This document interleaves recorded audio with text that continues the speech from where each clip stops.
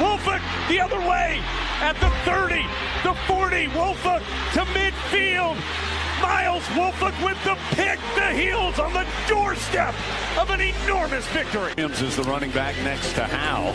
Play action. Howe will now lob it down the near side. Newsom with a man all over him. Pins the ball against the back of the defender and brings it in. Heels can get a first down at the 3. Now, pump fake to the right. Now he's going to run to the left. Now at the 5. Takes the shot. Pin mowing off the chains for the touchdown. Sam Howe showing the toughness for 6. Orioles down 4, 35-31. May has the shotgun snap. Pressure coming. Rolls to the right. Goes to the end zone. Touchdown! Touchdown, Antoine Green! 16 seconds to go. No flag. Snapping it off the 8-yard line. May pulls it, tries to roll to the far side. Oh, now he's going to throw it and score! Throws it to Payson in the end zone for the touchdown. May throws it looking for the left hand. Was rolling out on the run and threw it left-handed. Bernard fields it at the 26. Heading to the far side. Gio at the 35. Gio, he's at the 50. No, he's not. Yes, he is. Gio, he's going to take it for a touchdown. Are you kidding me?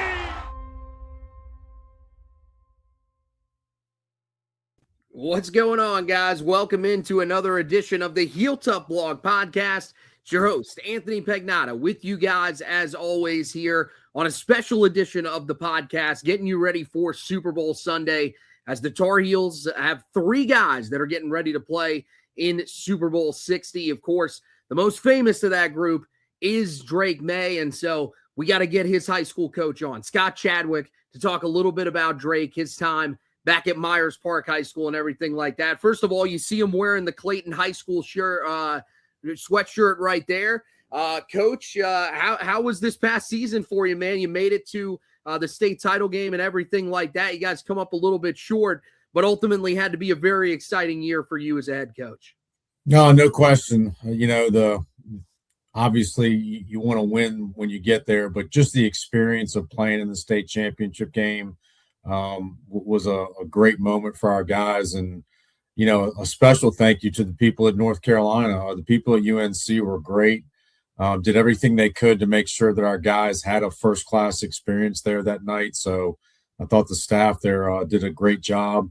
But it wasn't just that night. We had a series of just great moments leading up to that night. The ending Cleveland's, 60-some game regular season win streak there at the end, and a big quarterfinal home win on the day after Thanksgiving versus Southeast Raleigh. And then probably nothing better than, going to Cardinal Gibbons in the semifinals and beating them there to get to the state championship game. So just a lot of great moments, and really proud to represent Clayton and represent our town, which does such a tremendous job of supporting us. Yeah, I mean, it has been one of those football powers in the state for a while. Glad to see you back in the state. I know you, of course, ventured into the college ranks and everything after your time with Drake at Myers Park, and so it's really cool to see you back in the state. One of my favorite coaches to watch coach these young men while I was covering high school football in this area for a while. And one of those guys that I got to cover was Drake Maye, man. And I know you've been talking about him a lot. I know you just got done with ESPN earlier today. But when you hear the words Drake Maye, a Super Bowl contender for this year, how proud does that make you feel as someone who was his high school head coach? Man, the whole experience has been kind of surreal. From the Denver game, at the end of the Denver game, to just kind of sit there and realize that, this kid was going to be the starting quarterback in a Super Bowl. A kid that, sat on the couch in my office and, just kind of grew up. He was a 15-year-old kid, when he first started with us, and, kind of watched him just mature so much. And, those are the moments I think back to. Again, just that guy that just hang out in my office and took naps on that couch. And, just to think that kid is going to start in a Super Bowl is it probably won't hit me until the game starts. Yeah, at the same time, I bet you're probably not all that shocked by it, because I think we knew, especially early on with Drake, when he came to Myers Park, that he was going to be a special player. But for you, you were there, you got to see it firsthand. When did you really know that you had something special in Drake Maye?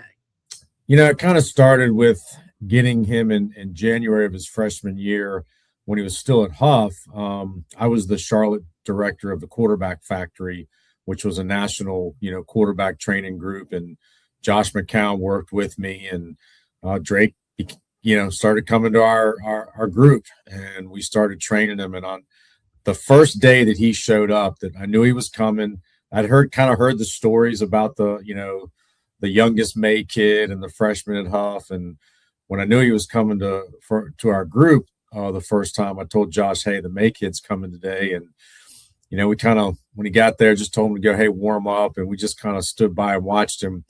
And we both kind of looked at each other like, yeah, all the stories we've heard are kind of true. But, and then, he developed a comfort level with me, and our relationship grew, through those days and through the training sessions. And, there was a starting quarterback still coming back at Huff the next year. So, fortunately, Mark decided that he was going to, move Drake. They were going to pick up and move to Charlotte, and got a place in Myers Park. And Drake came there and was there all summer and did obviously 7-on-7s in practice. But, you never know. You see the workouts, you see practice, you see training session, you even see 7-on-7s, but you don't really know what you have until the real bullets fly. And the first game of his sophomore year, we went over to Olympic, and he threw for about 300 yards and 4 touchdowns in his very first varsity start.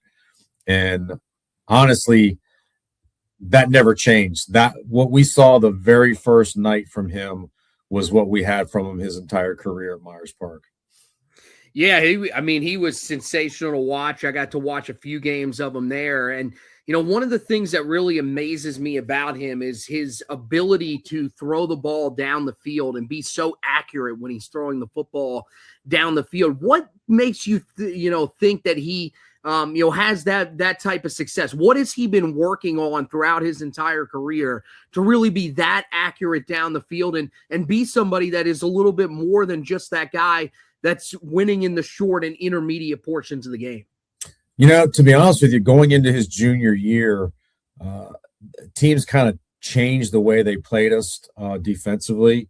And early on in that season, and even to a more so later in the season, what they started doing was they just started bringing as many guys as they wanted. They just started sending the house and basically pressing up our receivers and daring us to get rid of it quick. Well, our answer for that was to throw deep balls against, press coverage. And one of the reasons we could do that was he was just so accurate at throwing the deep ball. And it was the number one thing we did in practice. Was work on, releases with our receivers. That particular year, we were fortunate. Again, Josh was back and forth when he was with the Eagles that year.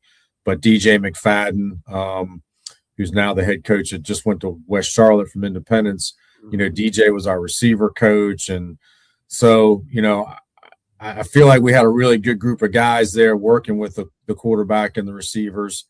And, so we gave him that flexibility to check to those deep balls. And he took advantage of it quite a bit that year.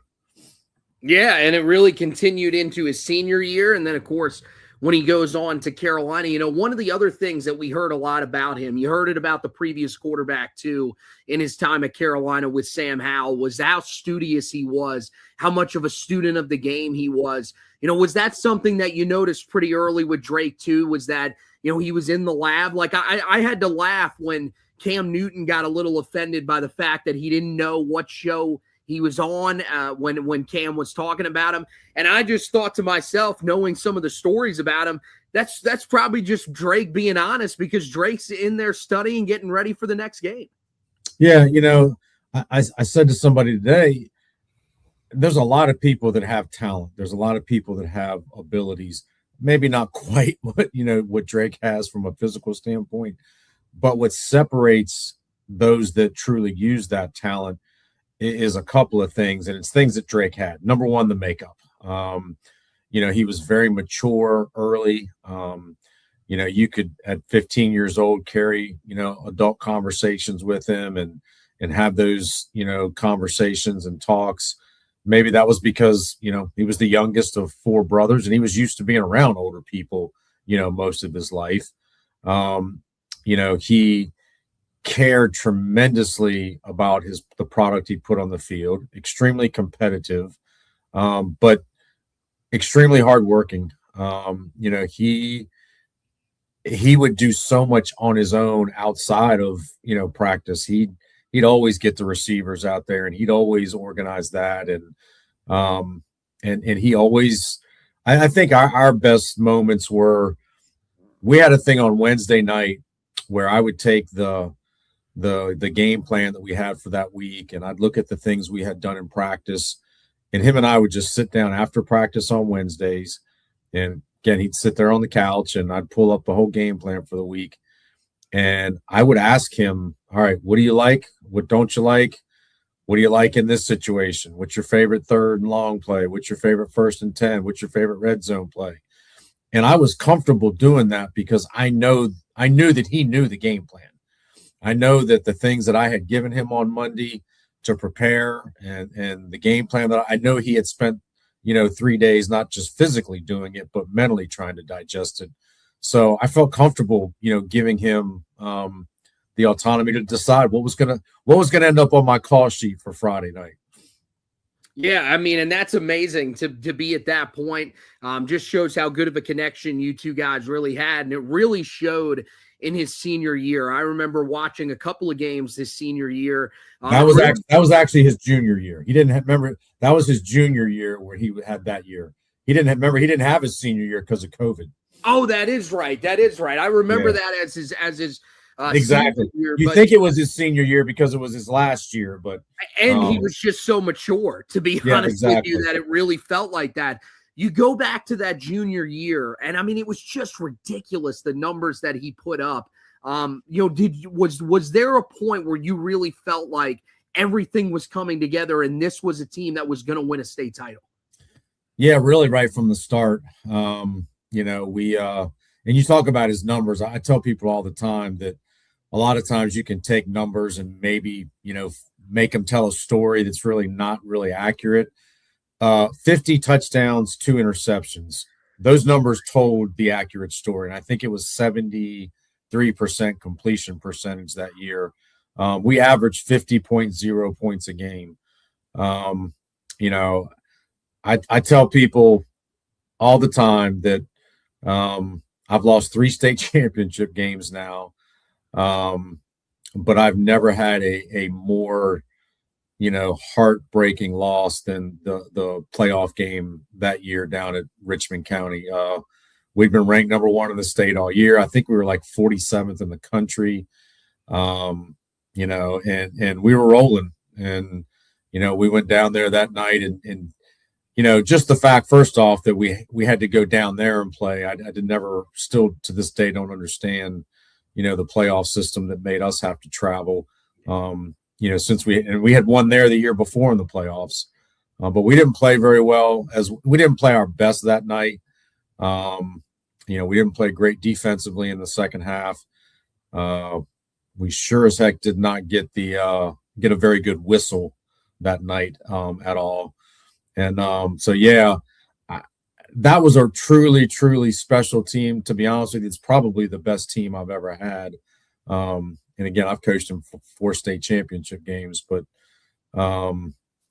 it was a lot of fun, man. I'm gonna tell you, calling plays that year was, it literally was just pick whatever you want and call it, and it was, it was gonna work. And just a lot of fun that season. And really, it's also why I say that was the most disappointing game, but the most disappointing thing ever in my career was losing Drake's senior year because of COVID.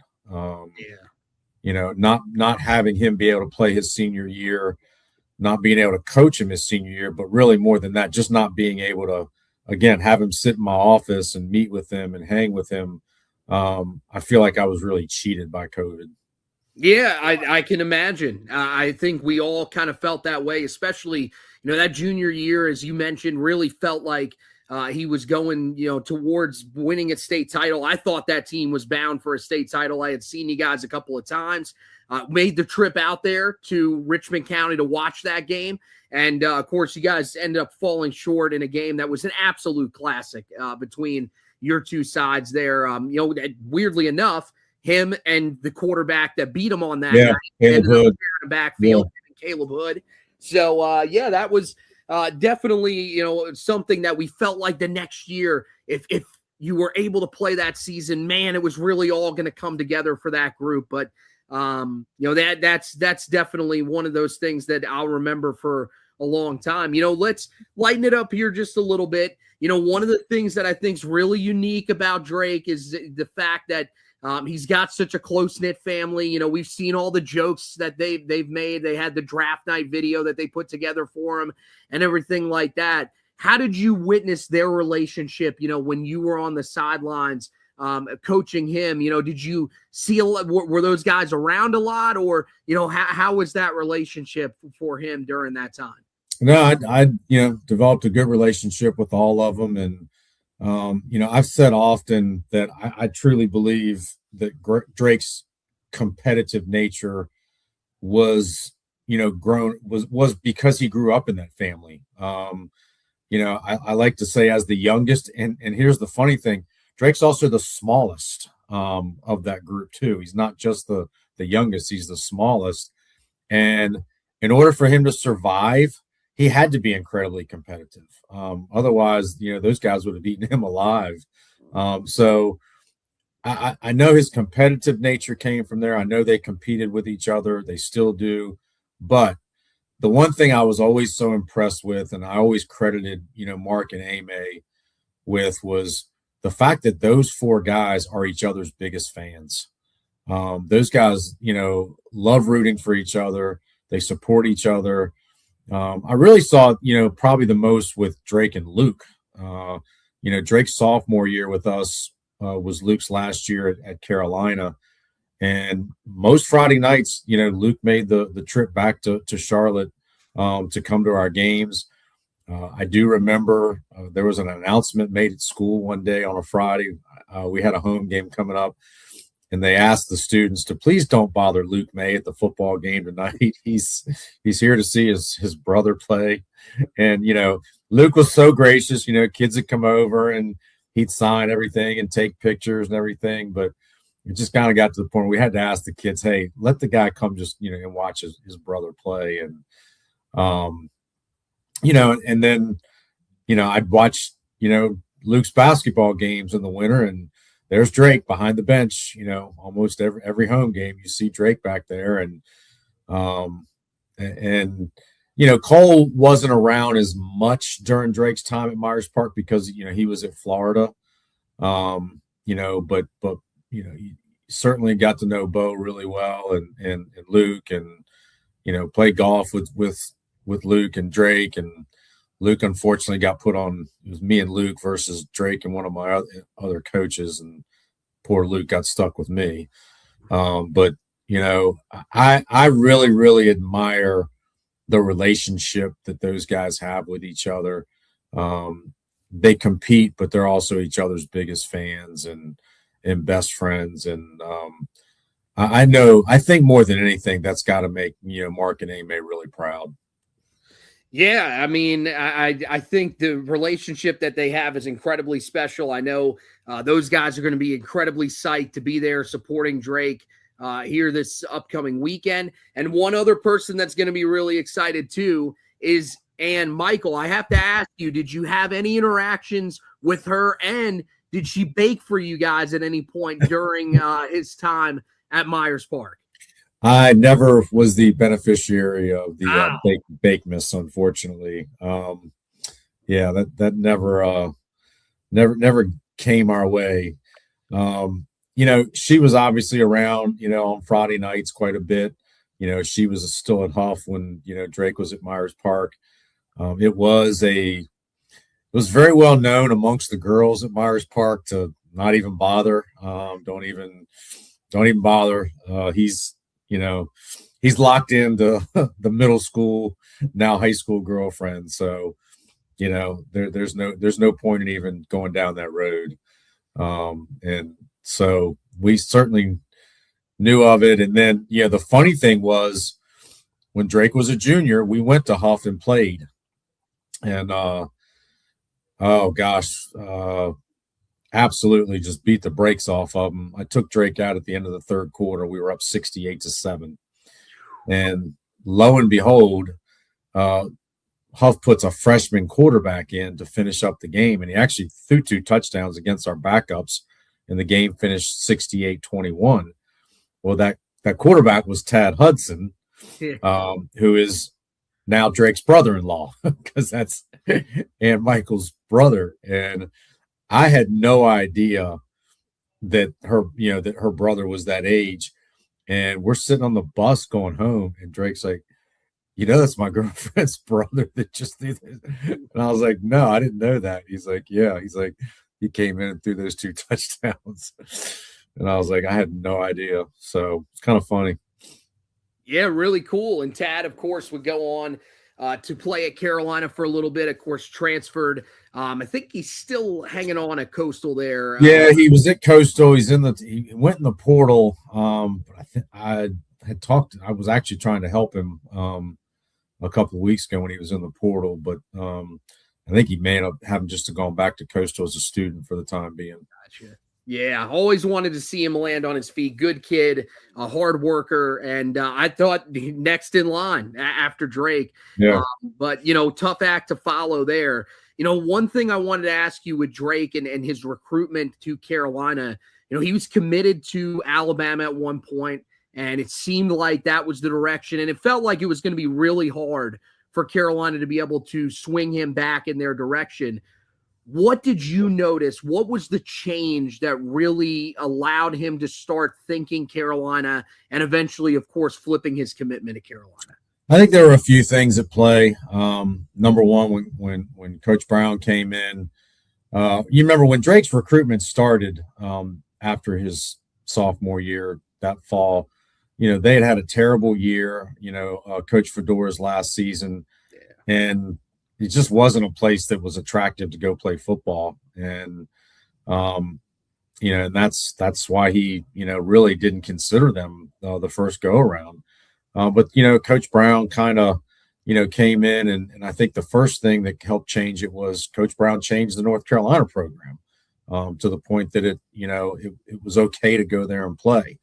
I also think that they took advantage of the fact that, anytime a recruit is on your campus on their own, they're free game.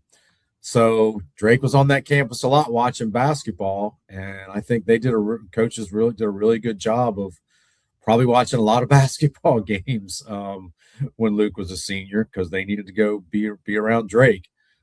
So even though he was committed to Alabama, I think they continued to recruit him very hard. They got better. They made the program more attractive. But the other part of that is when he committed to Alabama did not have any quarterbacks in the 2020 class. They didn't have anybody, obviously, in Drake's class in 21. So that was the main reason he chose Alabama in the first place. Clemson had DJ Uyunglele in the 2020 class ahead of Drake. And then Ohio State had Kyle McCord in the same class as Drake. And I think Drake felt like Alabama had the clearest path for him to play early. And he just had to wait out Mac Jones. And they told him if he committed, they wouldn't sign anybody. Well, after he committed, a couple months later, Alabama flipped Bryce Young from Southern Cal in the 2020 class. And now all of a sudden, I think Drake looks at that and he's like, well, I'm a little bit blocked there. So that played a big factor in it as well. I think his family I say the coaches at Carolina continue to recruit him. I think his own family continued to recruit him as well. And Particularly his grandparents, Jerry Maye. I don't know that Jerry wanted to be traveling, all over the country to watch him play. I think he just wanted to be able to drive down the road. And so, I mean, I think all of those factors came into play. And he walked into my office. It wasn't too long before COVID.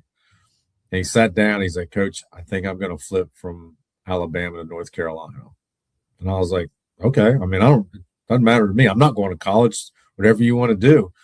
And I said, but look, man, I'm not calling Coach Saban. Like, you're going to have to make that phone call. And, and he did. And kind of the rest is history. There you go. Coach Saban, thank you so much.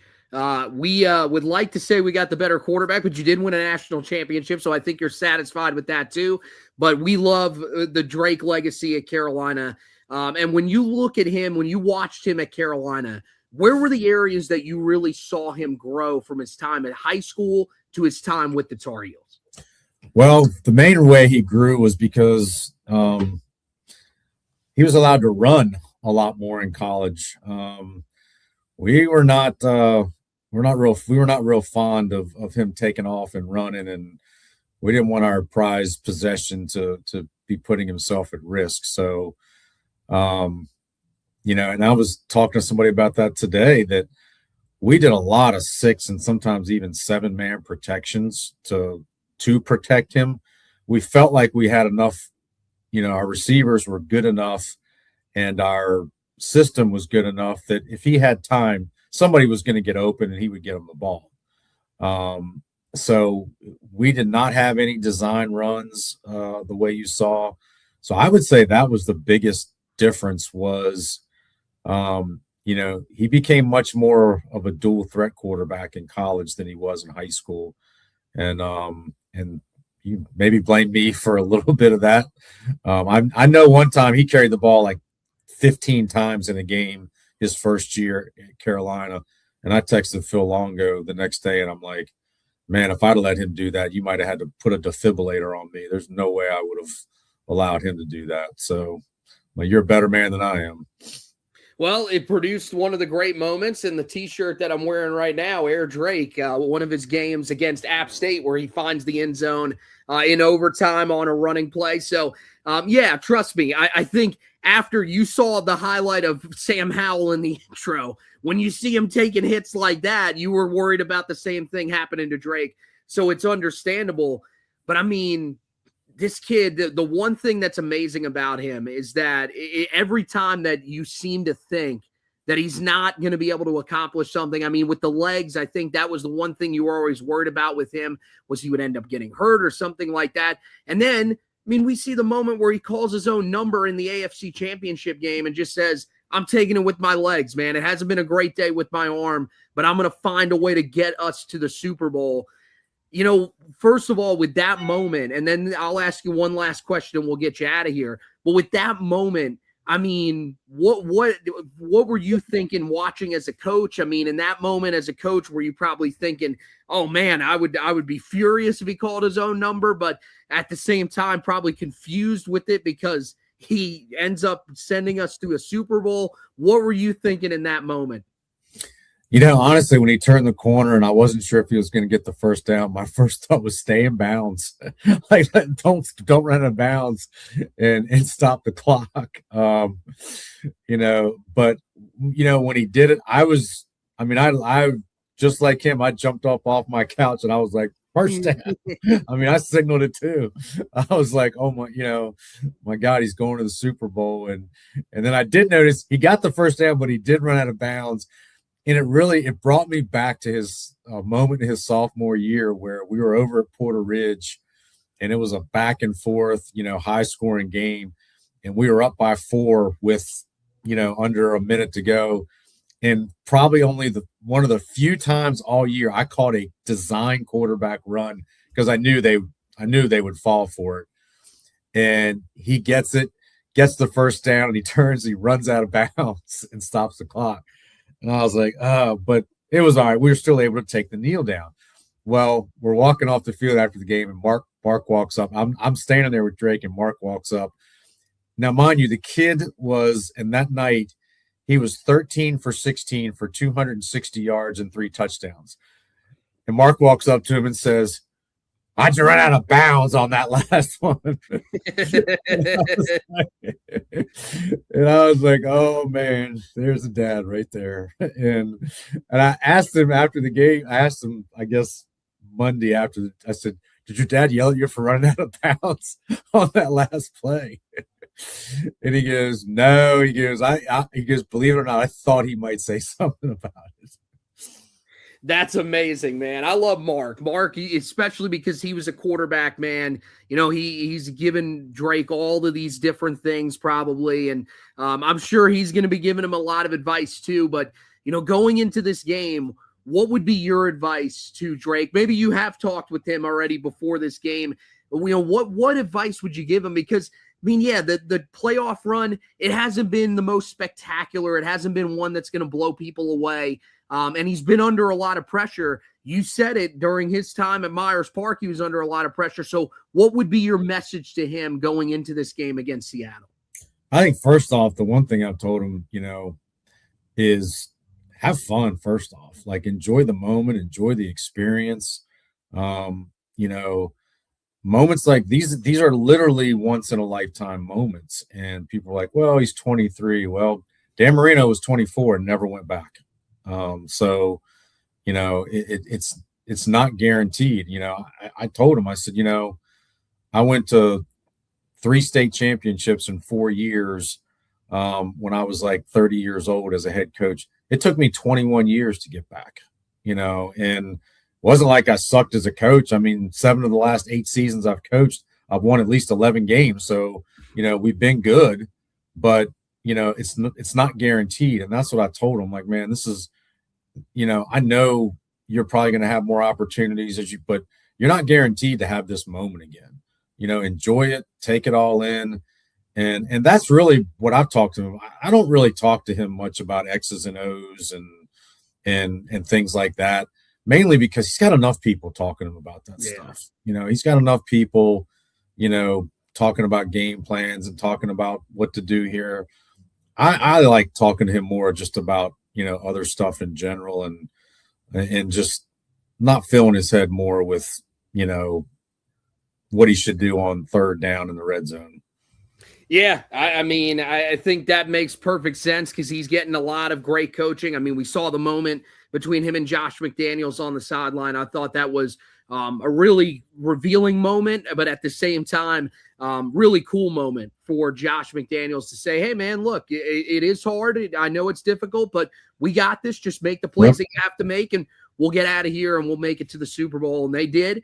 And I know me and you, Coach, will be doing the exact same thing on Sunday night. We'll be on our couches. We'll be ready to go, and we'll be, you know, praying that Drake can find a way to He's win literally texting me as we speak right now. How about that, man? How about that?